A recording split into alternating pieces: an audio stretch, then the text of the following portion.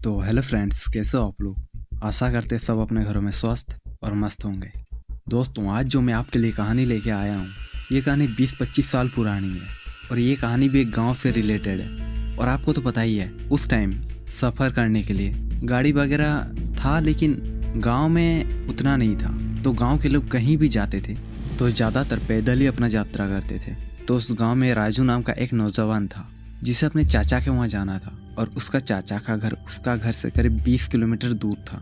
तो राजू ने सोचा कि जल्दी निकल जाते हैं, रात होने से पहले ही मैं अपने चाचा का घर पहुँच जाऊँगा।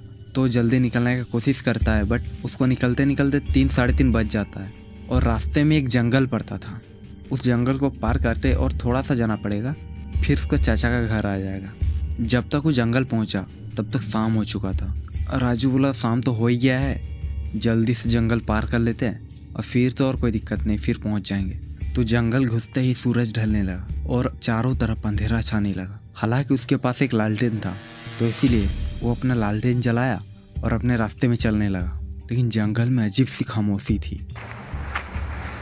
बस झिंगुर की आवाज़ और पत्तियों की सरसराहट सुनाई दे रही थी।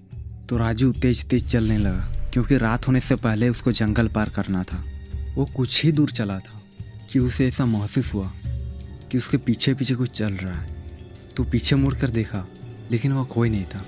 उसे वो अपना भरम समझकर आगे बढ़ने लगा, लेकिन फिर उसे लगा कि कोई तो चल रहा है, क्योंकि हम लोग के आमने सामने अगर कोई है तो उसका जो वाइब है, उसका जो ऑरा है, उससे हम लोग को पता चल जाता है कि नहीं, हम लोग के सामने कुछ तो है।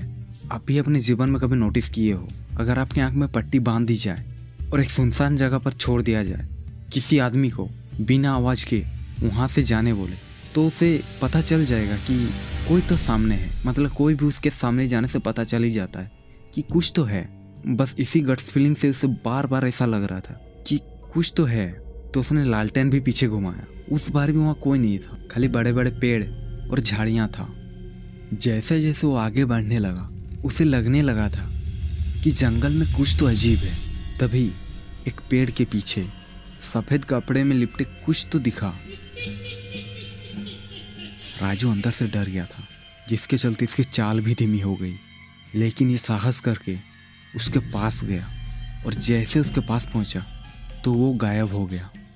राजू ने सोचा कि बेहतर होगा अगर मैं जल्दी से जल्दी इस जंगल से निकल जाऊं। तो बिना आगे पीछे मुड़े अपने रास्ते में सीधा चलता गया। लेकिन अचानक से उसे एक हंसने की आवाज़ सुनाई दी।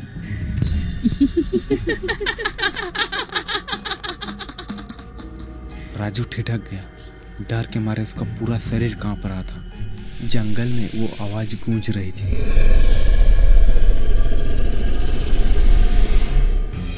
वो किसी तरह आवाज की दिशा में अपना लालटेन घुमाया तो सामने एक छोटी सी लड़की खड़ी थी, और उस लड़की के बाल बिखरा हुआ था और उसकी आंखें खाली और बहुत डरावनी थी।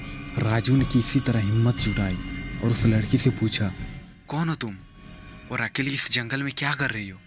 वो लड़की कुछ नहीं बोली, बस राजू को घूरे जा रही थी। राजू का दिल जोर जोर से धड़कने लगा। फिर अचानक वो लड़की कहीं गायब हो गई। उस समय राजू को कुछ नहीं सूझा, बस राजू वहाँ से दौड़ कर भागने लगा। भागते भागते उसे ऐसा लगा जैसे उसके साथ कोई भाग रहा है।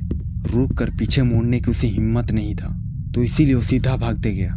तभी अचानक सामने एक छोटा सा टूटा फूटा झोपड़ी टाइप का कुछ घर दिखा। राजू ने सोचा कि यहाँ छुप सकता हूँ। राजू झोपड़ी में घुसते ही दरवाजा बंद कर लिया, लेकिन अंदर का नजारा और भी डरावना था। दीवारों पर खून के धब्बे लगे हुए थे और उस झोपड़ी के कोने में हड्डियां पड़ी हुई थी। अचानक उस झोपड़ी के अंदर से एक चीख सुनाई दिया। राजू का शरीर डर से कांपने लगा। राजू ने देखा उस झोपड़ी के कोने में वही लड़की खड़ी है जिसे वो बाहर मिली थी। राजू डर के मारे कुछ बोल भी नहीं पा रहा था।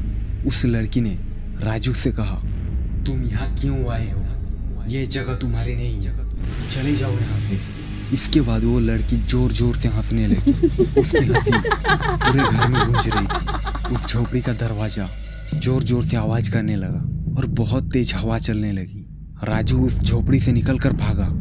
भागते भागते वो जंगल से बाहर निकल गया और वो पीछे मुड़ कर देखा और उसने देखा कि उस झोपड़ी के बाहर वही लड़की खड़ी है और बस राजू को घूरे जा रही है। राजू बिना रुके बस भागते रहा। वो किसी तरह अपने चाचू का गांव पहुंच गया, लेकिन गांव पहुंचकर ये बात उसने किसी को नहीं बताया, क्योंकि उसे पता था कि कोई उसके बातों पर यकीन ही नहीं करेगा। तो आज की कहानी बस यही थी, और आशा करती कि आपको ये स्टोरी पसंद आई है। और अगर पसंद आई है तो क्या कर रहे हो भाई, जल्दी से ये स्टोरी अपने उस फ्रेंड के साथ शेयर करो जो ऐसी डरावनी और खौफनाक कहानियाँ सुनना पसंद करते हैं। तो चलिए मिलते हैं नेक्स्ट वीडियो में। ख्याल रखिए अपना।